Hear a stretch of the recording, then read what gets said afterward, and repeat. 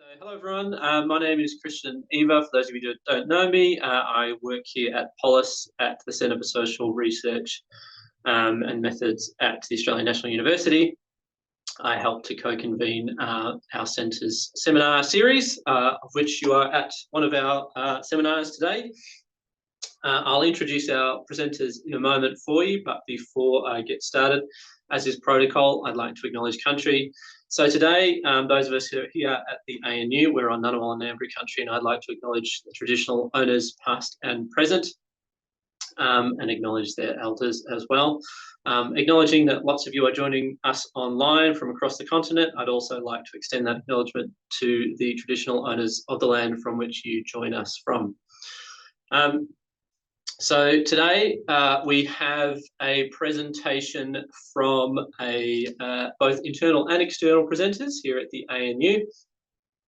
So you will have seen our topic today is rethinking leadership development. This seminar will explore different approaches to leadership development and create inclusive pathways for individuals from all backgrounds to step into leadership roles. So today we are presenting for us Dr. Karryna Madison, who is a lecturer in leadership at the Research School of Management here at the ANU, received her PhD from Monash, has published in many leading peer-reviewed management journals, and has received recently notable international awards such as Best Paper nominations in the Academy of Management the last 2 years. We also have online Associate Professor, and I'm hoping I'm pronouncing this correctly, Nathan Eva, who is a Fulbright Scholar and the Co-Director of Engagement for the Department of Management at the Monash Business School. He was named on the Stanford Elsevier list of world's top 2% scientists and Scholar GPS top 1% of leadership scholars. Similarly, work has been published in leading international journals, and has worked with many leading Australian organisations on their leadership development programs. And if that sounds all too impressive, bear in mind he also has the unfortunate accolade of being my older brother. But nonetheless, today's seminar should be particularly interesting for those of us working, especially in the leadership development space. So, POLIS seminar series, we tend to take a focus on social policy and social research, and I think the area of leadership and the specific focus that Karryna and Nathan are going to take today in today's seminar is particularly pertinent to I suppose not just how how institutions are led, how leadership is developed, and how the leadership field has been traditionally the lens in which it has been developed. Just some very brief housekeeping. So we will, Nathan and Karryna will present for about 45-50 minutes, something like that, and we will allow some time for Q&A at the end. The chat is open now if you'd like to put comments and questions throughout the seminar. Otherwise, towards the end, if you put in a comment online, I can ask that to our presenters. Otherwise, if you pop your hand up, I can unmute you and you can ask your question directly. With that, I'd like to pass over to our presenters to get us started. Perfect. Thank you so much. So today we're looking at rethinking leadership development, and this series of projects that we're talking about today has emerged from ongoing conversations that both myself and Nathan have had with each other, as well as other collaborators, about where the leadership field is in terms of how can we develop leaders of those people that are in our classroom and address some of the systemic equity issues that we see in leadership in organizations and more broadly today, particularly focusing on that integration of both leadership research and leadership teaching. And a lot of this comes down to where the leadership development field began. When we go back to look at some of those original theoretical foundations of leadership, the leadership development has historically been designed both for and by white men. And we see this in terms of the historical representation of men in leadership positions within Western organizations, and how that has shaped who has access to what we traditionally understand as leadership development and what those programs may look like. We also see this flow through in terms of the research, in terms of who is conducting the different research, their priorities, and how that flows through to what we consider knowledge, in terms of who influences what we constitute as leadership knowledge. In fact, I was reading a recent article in Nature that said that 8% of editor-in-chiefs of journals in our field are actually positions from men. So when we look at this more broadly, it has implications for how we've previously understood leadership development. And that has real implications for how that plays out in leadership development programs, both within universities and more broadly. And we see this play out within the research itself. Nathan and I recently conducted I say recently, it was a few years ago, review on leadership emergence, and looking at how we understand who emerges as a leader. And there's a big list of things here in terms of extroversion, emotional intelligence, being tall, motivation to lead.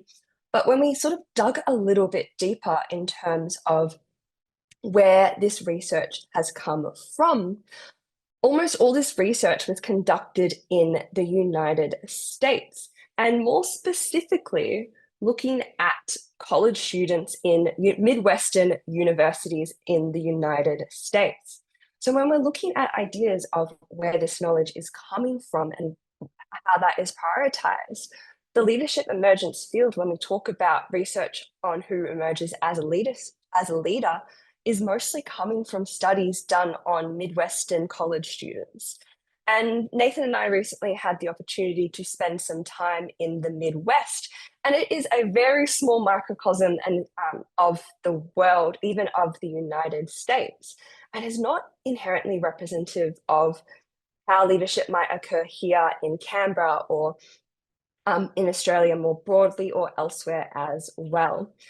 So thinking about where we can move this field forward, both in terms of research and teaching, we've been developing a series of different research projects looking at challenging some of these ideas embedded within the leadership development field, and how we can move and recast how we think about leadership development, looking at intersectionality in leadership development, critical approaches to teaching leadership, as well as place-based leadership development, and lastly, moving to collective leadership development.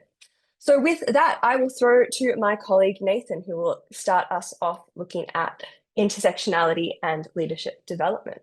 Thank you so much, Karryna, and thank you all for being here. We appreciate you spending this Wednesday, or if you're in the other side of the globe, this Tuesday night with us. Karryna's set this up beautifully, and she's talked about this pushback from looking at white male leadership, and yet there's a white male talking to you about this. So where did this come from? Well, I've been in leadership development for quite some time, and when the lockdowns happened, I was living in Melbourne, and we saw the women's marches come through on the TV, Black Lives Matter movement, and so many of our students wanted to be talking about diversity and leadership development. And really, this is probably not the face that you want to be talking about it. But realizing that I've got these students here, they want to be talking about this. Okay, how do I best have this conversation? How do I best develop these leaders? I didn't have that knowledge, so I went to people who are much, much smarter than I am across the globe and said, okay, let's try and pull some knowledge together. Let's look at what's in the literature. So we've got a good idea of what's happening in intersectionality and leader development. Karryna, if you can jump forward a couple of slides for me. So what we did is we researched, one more for me, please. We were researching what was out there in leadership development. So, for those following along at home, putting leader development into a Web of Science search engine, and then adding in different types of identity. So LD in gender, LD in race, LD gender and race, disability, sexuality, you've got them up there. And we wanted to see what was in the literature that we could use to be able to strengthen our classrooms. The literature was really interesting. There were some things that we were really happy with and things like, okay, you know, we need to move a lot far forward. So giving you a brief overview of what actually has been done, I'm going to jump to the second dot point first. So the articles that were discussed and analyzed, they looked at predominantly gender. So it was a lot of women's leadership development programs or women's leadership. There was a 30% in race, and there was discussion of some of these other areas. If it's not mentioned there, it means that it didn't come up. Interestingly, gender and race tend to be discussed together, so about 27% of these articles, but only about 13% discussed 3 or more articles or 3 or more identities together. These papers tend to be using more intersectionality or Black feminist theories, meaning for the most part, our understanding of developing leaders and developing diverse leaders tends to be women leaders or African American leaders or Muslim leaders. There isn't they're not looking at that intersection, which we know is incredibly important when we're talking about leadership development.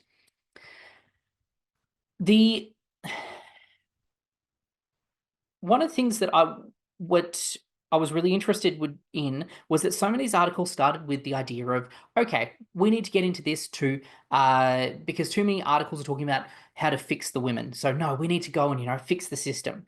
Yet they were going to present this article, which was about teaching a group of, say, women to be stronger public speakers and then putting them back out into the world, not looking at addressing the broader systemic issues that were going on.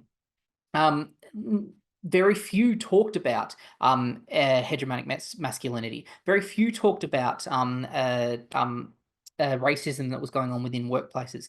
That really did seem to be a repackaging of how do we fix this individual to fit within our existing systems rather than questioning the systems itself. And that surprised us considering where this literature was, because the research questions that they were asking tend to be one of 3 things. The first one being how or why individuals develop as leaders. And this tended to be the things that really questioned how and why we did leadership development.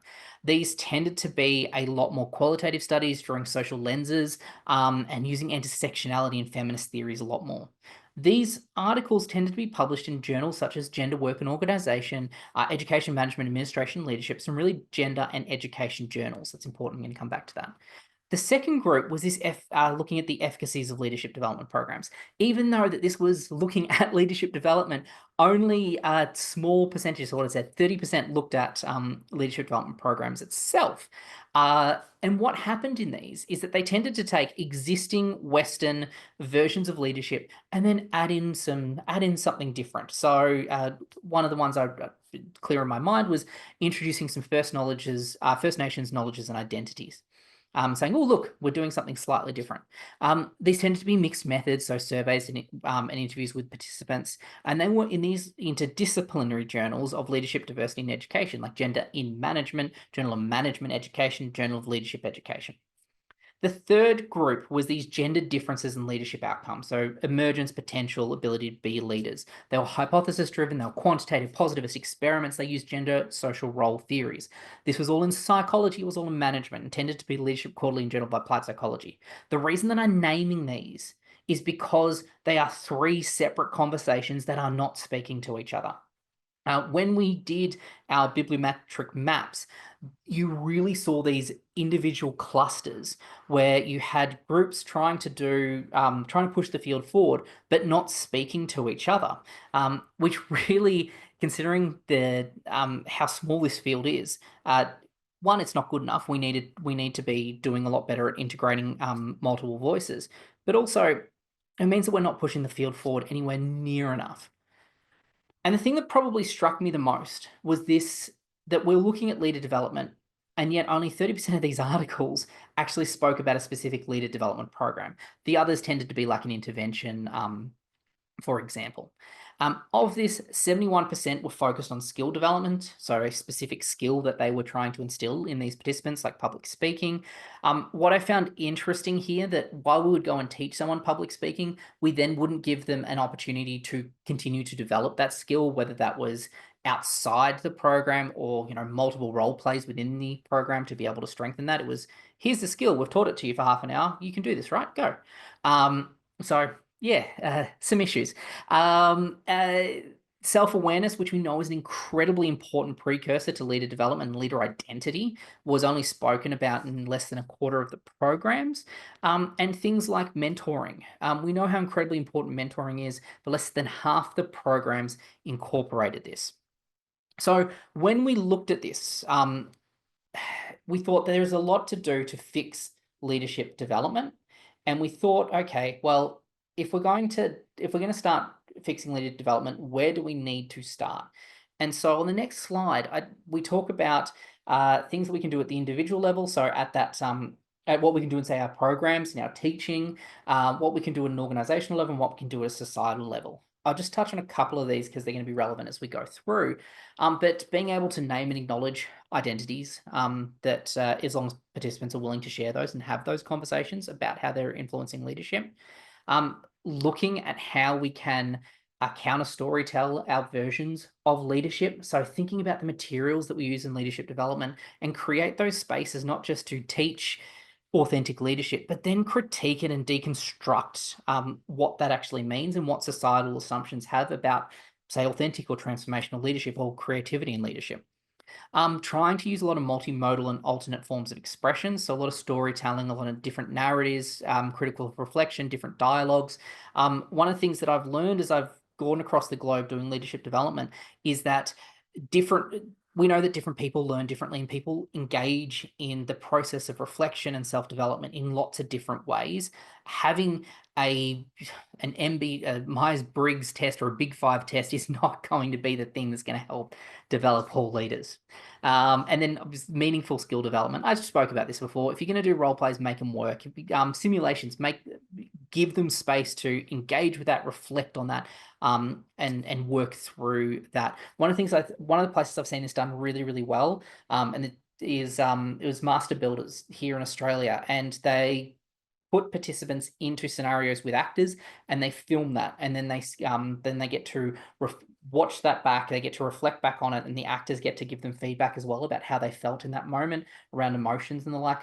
I understand that that's pretty much, you know, I definitely don't have the budget to do that in my classes, but I think that that's a pretty special way to engage in simulations. From an organizational level, we know that allyship and mentorship just needs to be there, and it needs to be part of leader development programs embedded within them.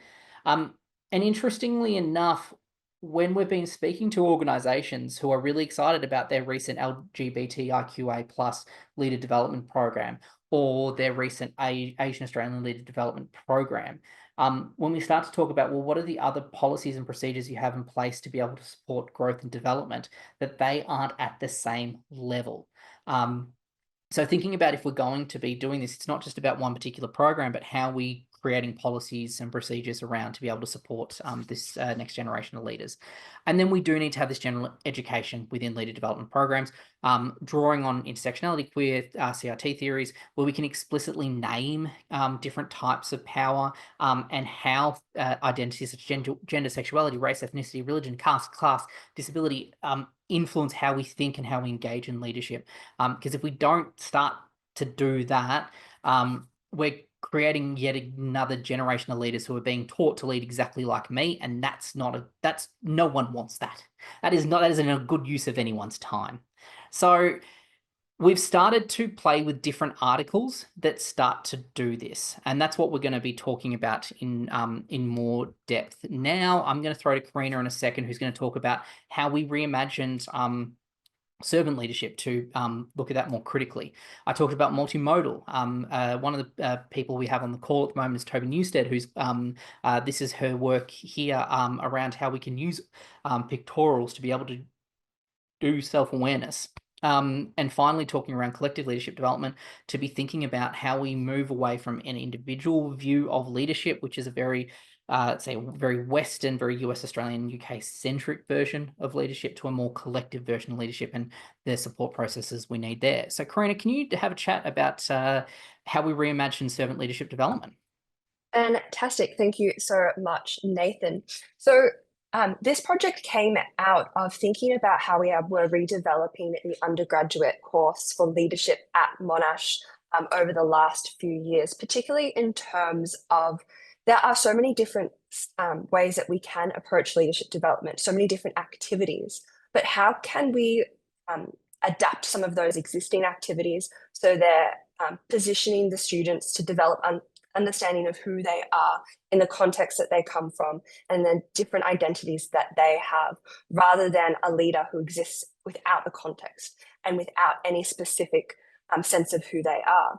And this becomes really important when we're linking back to some of the ideas that Nathan discussed in terms of that self-awareness, in terms of having students understand where they come from more than just who they are in this moment and where they want to go. So this activity, so we're going to share one of the approaches that we outlined in this article and that we were running within that course with you today. Now, some of you may have done an activity like this before, where you're given a huge sheet of different values. And this is a very traditional leadership development activity. I actually had to condense the list that we have on our worksheet, as nobody has good enough eyesight to read it if I put it on the slide. But I picked a few of the main ones that come up. You have things like collaboration, community, growth, learning, honesty, success. And we normally get them to rank these values, cut it down to their top 10, their top 5, their top 2, their top 1, as a way to get students to think about, what do they care about? What are the things that influence their decisions? What are the things that they want to drive what they do in their lives? And a lot of the time when we've got them to do this activity, it shifts from looking at what their value is, and we get them to think about, how do they live out that value? What kind of actions do they do in their life, or perhaps should be doing in their life, to embody their core values? But we were taking, after some reflection about how this has run over the years, we took a step back in terms of looking at this activity and thinking about how we can develop it out further in terms of enhancing that self-awareness, but also challenging some of those ideas that students may have around leadership, and also helping students connect who they are to that specific aspect of their values and how that plays out in their leadership. So we integrated a more detailed debrief activities around this values activity that gets students to think about the context that these values may have come from. What kind of aspects of their context are influencing how they believe, how their thoughts around education, their thoughts around family and health, as well as, are there specific experiences that they may have that have shaped how they've come to caring about this thing so much? Was it a moment in their life that influenced them to think about this in a different way? Was it their family's experiences that made them care more about education because their parents didn't have the same access to that as they did? As well as how different aspects of their identity influence aspects of their values. And I think what has been a really interesting part about running this activity, and somewhat unexpected when we were sort of fleshing this out and going through a bit of trial and error over the years, is realizing that people define every value on that value sheet very differently, depending on these aspects. And I think creating that and having that space for students to be able to unpack that has been really meaningful in terms of not just understanding their values, but also understanding themselves and each other more. And I think and there's this aspect of creating that deeper understanding between each other as well as themselves has been really instrumental in terms of that self-awareness development that we know from decades and decades of research is instrumental in that leadership development piece.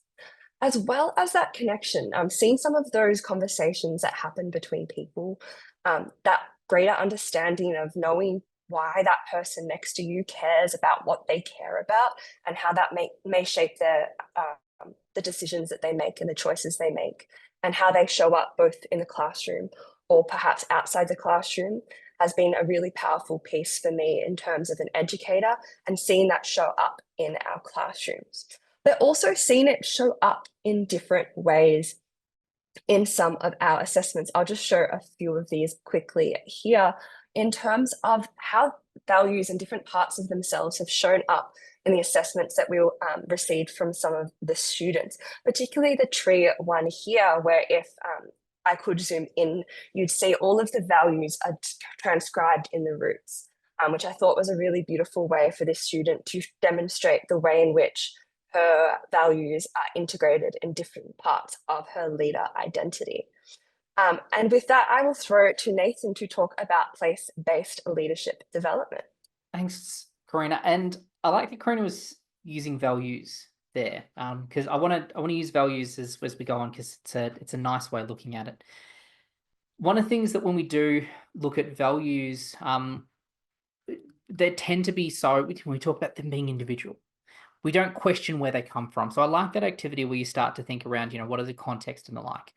What we wanted to develop, this is a piece with myself, Toby Newstead, and David Day. What we wanted to develop was deeper ways of thinking about leader self-awareness. And to get to those, we drew on this model of reflective judgment and looked at where our current ideas around leader development self-awareness were. And the 7 levels of reflective judgment, if you want, feel free, you can have a read of the paper. It all talks about it there. But generally, our activities only got to that level 4. So what we wanted to do with this is really focus on that levels 5, 6, and 7 to really delve deeper into self-awareness. So we argue that to really understand ourselves, we need that self is not an isolated island floating in a sea of nothingness. Rather, it is steeped and it's formed by the places that we inhabit, the places that we are engaged in, where we grew up, where we lead. So the article that we have here presents this place-based approach to developing leader self-awareness, and we accompany that with a group of educational activities, which you can find slides and the activities from that QR code, and obviously the article as well. So if I jump to the next slide, we've grappled back and forth with about what this model of place would look like. Now, there are a lot of different types of models of context, and there's a lot of things that we could have chosen. We went through lots of options. We spoke to a lot of people. We went through many rounds of R&Rs that went through, and it came down to these 3 aspects that we thought were most important for this particular activity. So from the physical, from a physical sense, so the natural physical features, that might be mountains, rivers, valleys, flora, dominant weather patterns, general climate. For our built physical features include, say, buildings, roads, bridges, or monuments. From a cultural lens, these influences how and what we believe, things that are accepted as aspirational, as acceptable as taboo, how we engage in our leader follower norms. I like to think about this as the social constructed element of place. It explains why some people might find more meaning in the bridge that crosses the river. Others are going to find more meaning in the river that flows through. The final one there is this political. Who's in charge? Who holds power? How is power and control obtained? How are the resources allocated and accessed?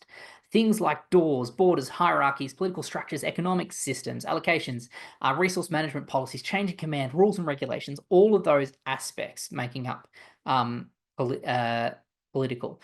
So we introduce this model within this article, and when we're teaching this in leader development, we introduce this as a way to think about self-awareness in leader development. So when we set off on this, that we developed the model, but we also trialed the education of this long before we ended up writing and finishing this final article.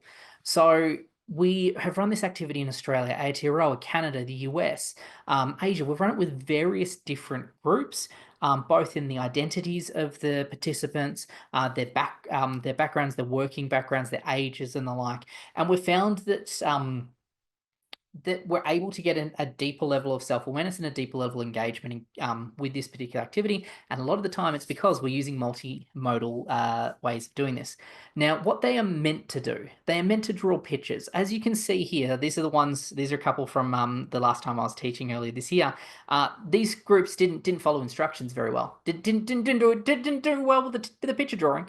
But we start with these specific questions to get them to start thinking about their place and starting to draw place. So if you think about your place, that might be the place in which you grew up. It might be the place that you are now. It might be, for some of us, the university that we went to. Like, what is those formative places that have influenced who we are? So to ask people, well, when you're looking at your place, what do you see? What do you see near and far? I'm here in Aranda Country, in Mbartua, Alice Springs, and I can see out to the McDonnell Ranges right now. That has a huge influence in how things, we have our own weather patterns because of the size of the McDonnell Ranges. It has a massive influence in how things happen here in Alice Springs. Culture, like what are the dominant beliefs and values within your place? So we get them to draw those. I was co-facilitating with one of my PhD students, Sabrine, and we were both drawing houses. My house growing up in South Gippsland on a 3/4 acre block is very different from her house in Delhi. So drawing those and being able to demonstrate pictorially those different elements can really start those conversations. So we get them to share the pictorial with another student. We give them reflective questions, which are all in the article. We then want them to go deeper. So we ask them a second set of questions. Okay, whether it's drawing, whether it's writing, how's your daily life impacted by a dominant important feature of this place? So, it might be crossing bridges, dressing for the weather, public transport. Or what are the stories that are retold and told about the place that you're in?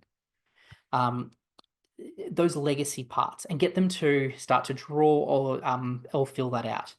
At this stage, we're not mentioning the word leadership. And I do this deliberately because I don't want them to focus just on leadership and how I lead. I want them to be thinking more broadly about the different aspects that have influenced who they are.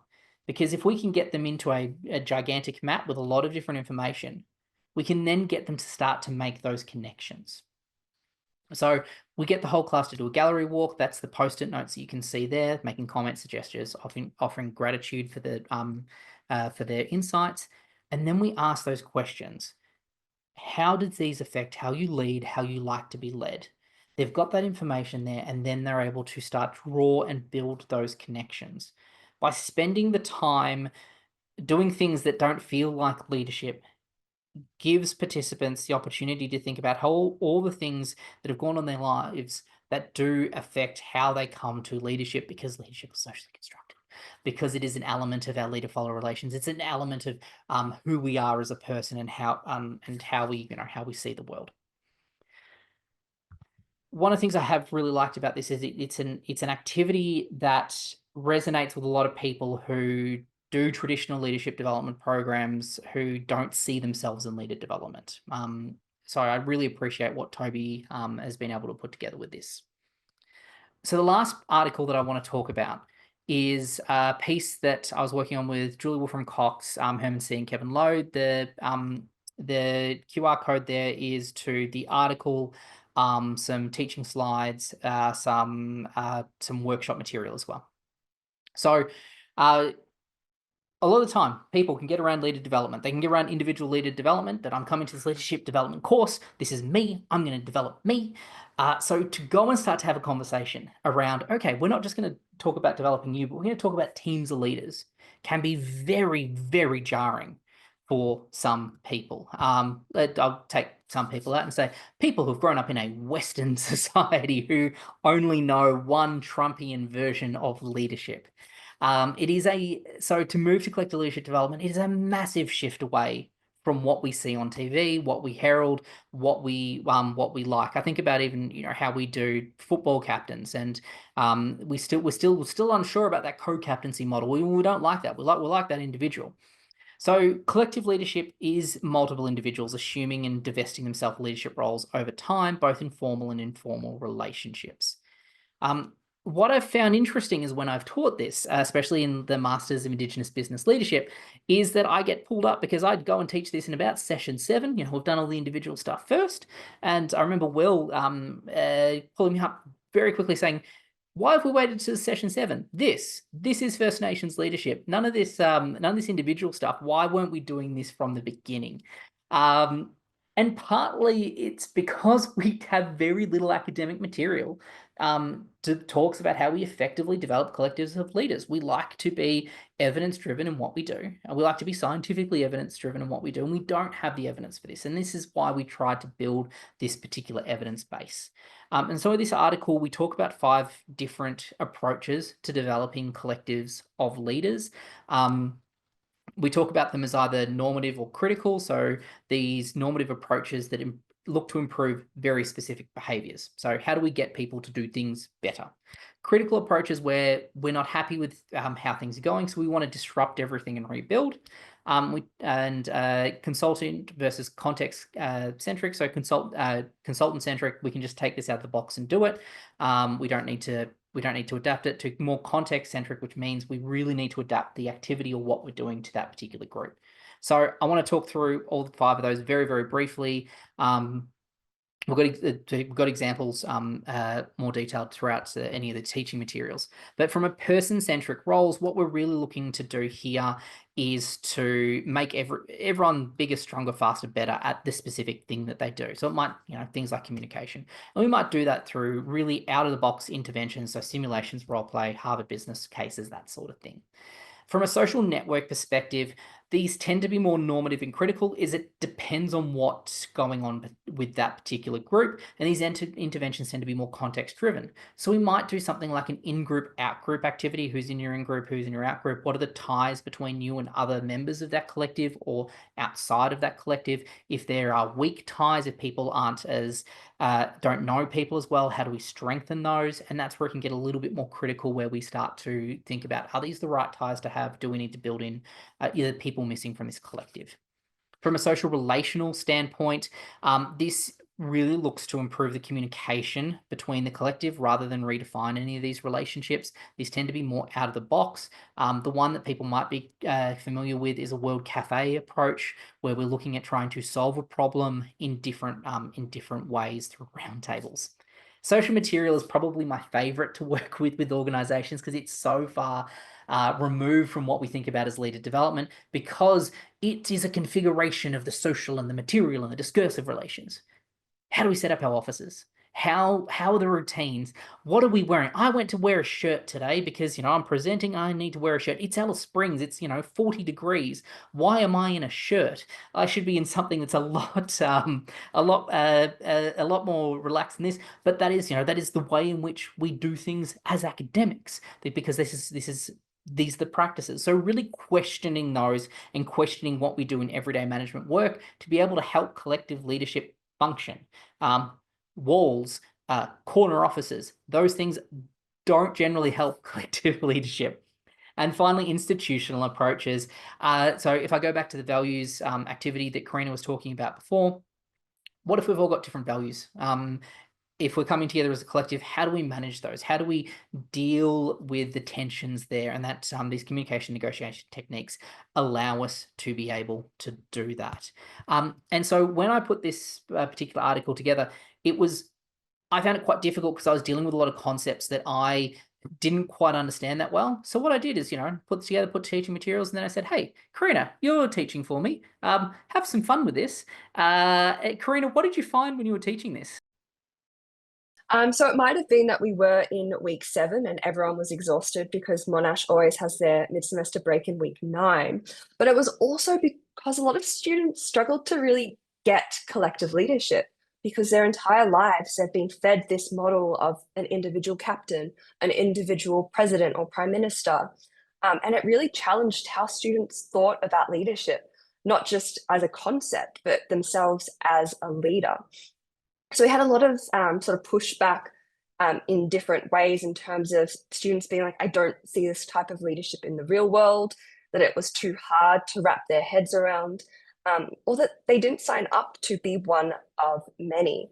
And it was sort of interesting having these conversations in terms of unpacking where these sort of tensions and ideas had come from.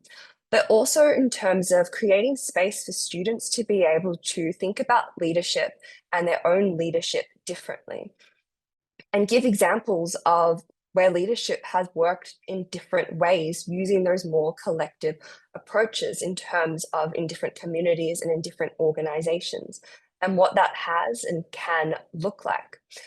And we've found this really effective in terms of providing a pathway for students to start challenging why they sort of jump to this idea of this heroic individual as their sort of go-to idea of a leader, and challenge and thinking about where they can fit in to their narrative, the narrative that they have of leadership, and breaking that down further and further.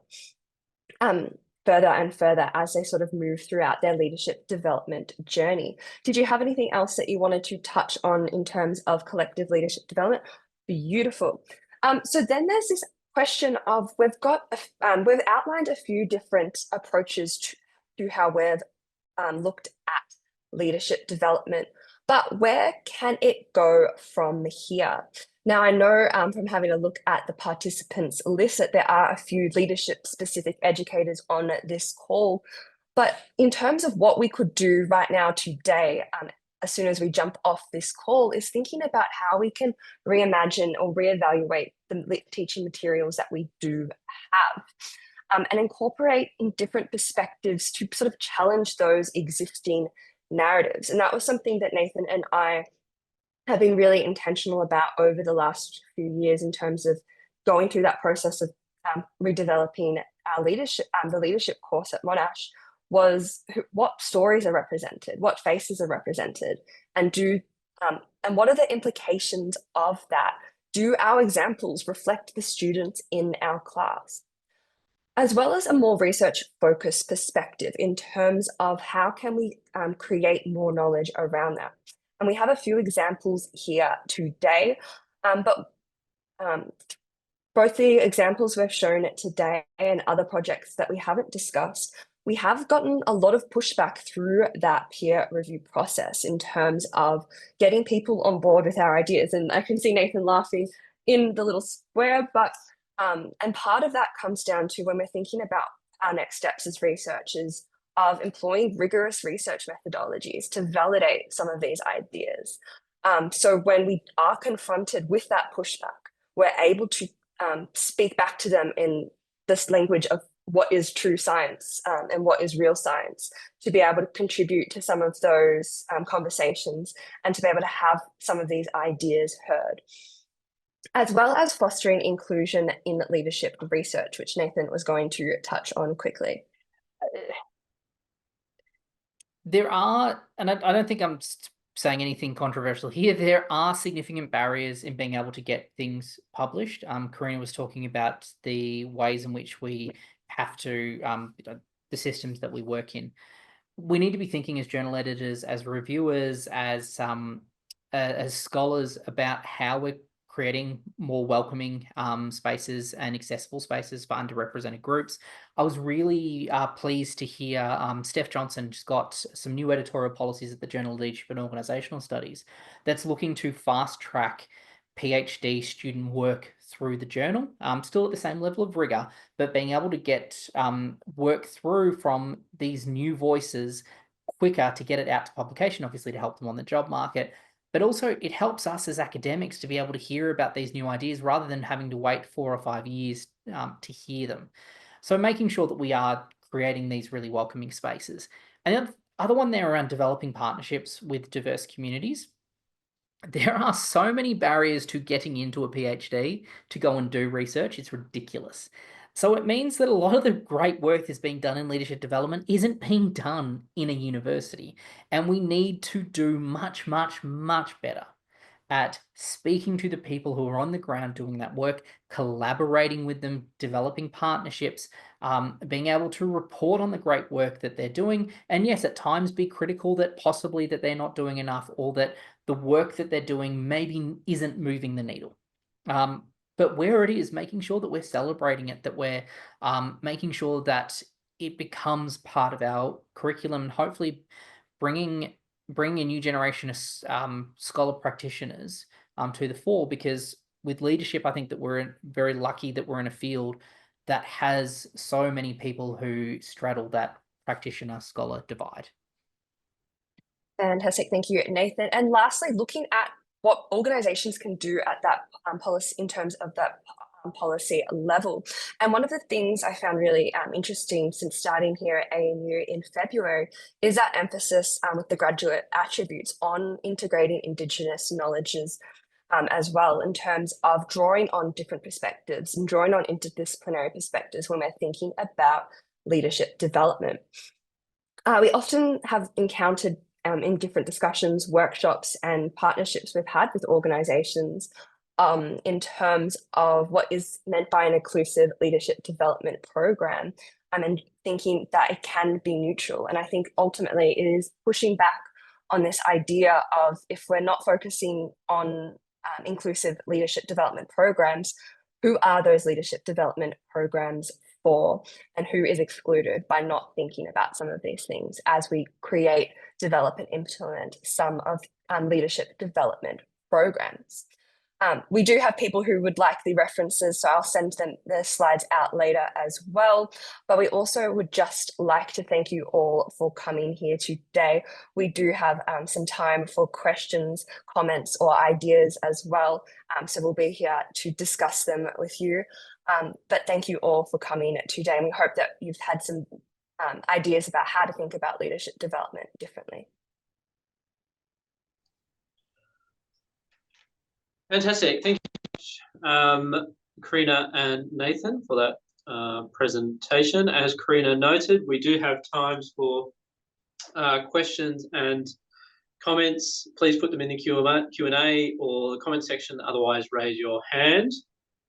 As you're putting those in, I'm going to be selfish and steal a question from you. I think evidently, so there was lots of different touch points we got throughout the presentation there, which other people might raise, but one for me was towards the beginning of the presentation. We're talking about intersectionality in leadership development and you know, leadership styles that work for different individuals. I did wonder, you know, there is a growing recognition from individuals about, you know, neurodivergency. People are much more aware of their I guess, yeah, neurodivergence, whether leadership styles are incorporating, or leadership development is incorporating leadership styles that not just accommodate people with neurodivergencies, but also harness their strengths as well, and whether that sort of is being incorporated into the field of leadership development. Definitely, and thanks for that question, Christian. So in terms of that link between neurodiversity and leadership, there is a very small amount of leadership research. There is a great article that I'm sure Nathan might be able to pull up and put in the chat by Quenisha Robinson, looking at rethinking leadership from a neurodiverse perspective that touches on that. But in terms of the leadership development space itself, there hasn't been any research I have come across so far. But in terms of what that means in practice, and in terms of how we've thought about it in terms of our own classrooms, is when we're developing a lot of these activities and a lot of these approaches, we design them intentionally so that no matter someone's personal background, they can unpack where some of those aspects come from. So I've had lots of really great conversations in terms of the values activity from neurodiverse students, in terms of how that has informed a lot of how different aspects of their neurodiversity have shaped how they think about things, what they care about, and how that can play out in their leadership. Particularly in terms of the importance of those examples, since integrating examples of neurodiverse leaders and talking about those connections, for example, someone like Greta Thunberg and her passion for climate change is driven by being autistic.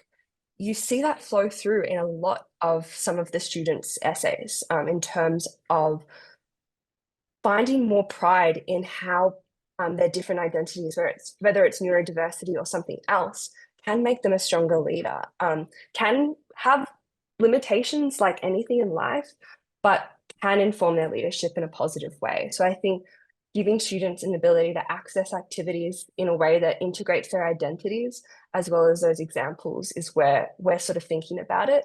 But again, it comes down to developing that research out and having those ideas in a more widely accessible way. That was wonderfully well-rounded. Thank you.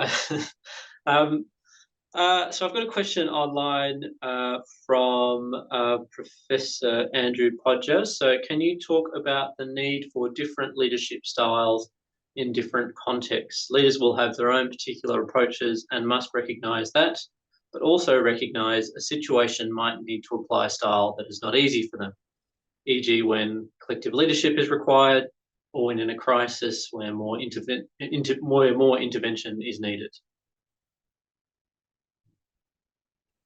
Thank you so much, Andrew. I think this is a really interesting question. And the reason why is that we've just, sorry, I'll move the mic a little closer. We've just had a study published in Journal of Management Studies where we've looked at different leadership styles across different contexts. And essentially it is not as clear cut as what we think that it should be, because inherently we understand that if we're in a different situation, it might call for a different skill or a different ability. Different leaders will step down or step up. We saw that especially with the with COVID, with global financial crisis, things like that, where different leaders step down to bring people up who are better able to manage that. However, that doesn't tend to come out in the data as much, that these ideas around situational leadership models are incredibly difficult to replicate. That findings around a particular leadership style working in a particular situation, it's very difficult to go and replicate that and essentially find that same finding. This research started sort of in the 1970s, has been going on for about 50 years, and it's part of our replication crisis. Sorry, got a little bit too nerdy then. So back to the actual crux of the question. Absolutely, leaders do need, if we're talking about practically, leaders do need to have lots of different things in their toolkit. They need to be able to pull out the strategic skills when they need it. They need to be able to lean on others when they need it. But a lot of this, the thing that we've found that tends to be the most important thing is having a good relationship with your followers, is just having a really strong relationship between you and your follower. And that's tends to be the thing that outweighs most of these other aspects. So absolutely, there are specific situations that we can talk about, but if we're talking about from a social science perspective, 60% of the time, it's very tough to replicate those specific elements. Sorry that that's a big non-answer for you, but that's the best that I can do. So we've just got a hand raised from Donald, Frost and Sullivan. So Donald, if you wanted to unmute yourself, if you had a question, you should be able to unmute yourself if you wanted to jump in there.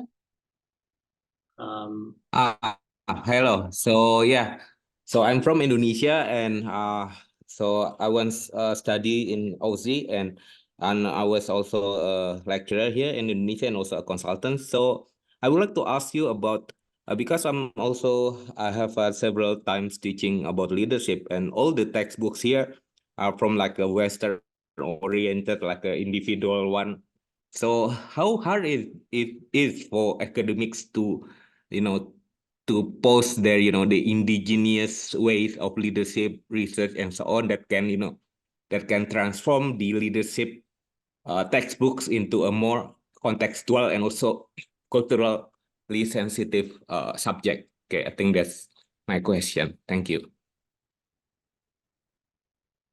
Karryna, I can pull up two textbooks if you want to answer, or I can answer and then pull up textbooks later. What would you like to do? I think I'll throw to you because you've been in the back end of this more. Sure thing. Donald, it is a really great question. The two textbooks that I will, I should plug three, although I haven't read the third one yet. The first one I'd plug is Helena Liu, LIU's work on critical leadership. Could be really useful if we're just talking about an out-of-the-box intervention right now. I'll grab it. Thank you. That could be really useful. John Dugan's textbook, and it is Western, but the way in which John presents the information is it's on a deconstructing basis. Here is our Western concept, and here are the tools to deconstruct it. Okay, let's deconstruct that together as a class and be able to take an Indo-Pacific lens on that. The other thing that I would be really encouraging of is to go seek out these articles and incorporate those in your class. I think about great work by Uncle Jared Ha in the Journal of Business Ethics around Maori values within leadership. I love using that. Shelley Spiller's got some great work at Aotearoa as well. That there are these beautiful voices that look at leadership in lots of different lenses. We just need to be able to expose our students to those. So I don't have that perfect answer for you, because we did Life Would Be Easy. The other one I should be plugging is Andre Lux's new textbook as well, leadership textbook as well. I haven't finished reading that yet, but I like Andre. He's a good scholar. So I'd at least have it start. If you want to use a textbook, look at those as an alternate to things like Nordhaus, and that might help you where you need to be. I've also found moving away from a specific textbook. Some of the examples Nathan said were great, but moving from textbooks to articles is not only often cheaper for students who don't have to pay for a textbook, but is a way to represent lots of different voices and expose students to multiple different perspectives rather than just one textbook. So it might be an approach you could take as well. Thank And you. I got most of those in the chat, Nathan, but you might have to pick some of them up. Sorry, Christian. No, that's my fault for jumping in. So we've got one more, probably time for one more question. I've got one online here from Professor Naomi Priest. Thanks for the interesting presentation. How do you think this more inclusive leadership development can also be accompanied by wider systemic and organizational change? We know that different leadership styles can often invoke backlash, barriers, i.e. for women, people of colour, etc. So we don't want to be setting up people to fail if organisations and systems aren't ready for different leadership styles.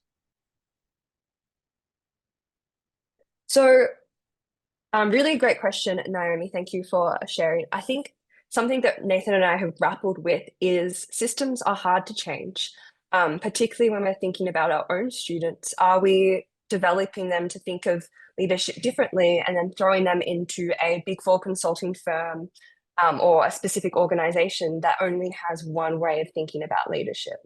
So I think in terms of, so there is that balance of looking at it from an individual leadership development perspective, but also that systematic level. And in terms of systematic changes, there's different approaches that we're seeing in different ways in terms of increasing that representation, as well as getting organizations to create those long-term programs in terms of those mentoring programs that Nathan touched on briefly. I know that you had some good ideas in that HR intersectionality piece. Did you want to touch on a few of those? I won't talk specifics because I'll just agree, Naomi, absolutely. Absolutely. And I would defer to our human resources colleagues. I defer to experts at POLIS. I defer to people like Michelle Ryan over at ANU, who have been writing and talking about this for decades. This is one specific leadership development is one specific intervention. It needs to be a part of a gigantic package to work to strengthen equity within workplaces. And my real worry is that because leadership development tends to get a sexy rap, that is a nice, easy thing that we can package and put into organization to solve all our problems. No, it doesn't. And you've outlined all of those particular reasons. So yeah, there are hundreds of things that organizations should be doing better, and I will defer to our experts on that.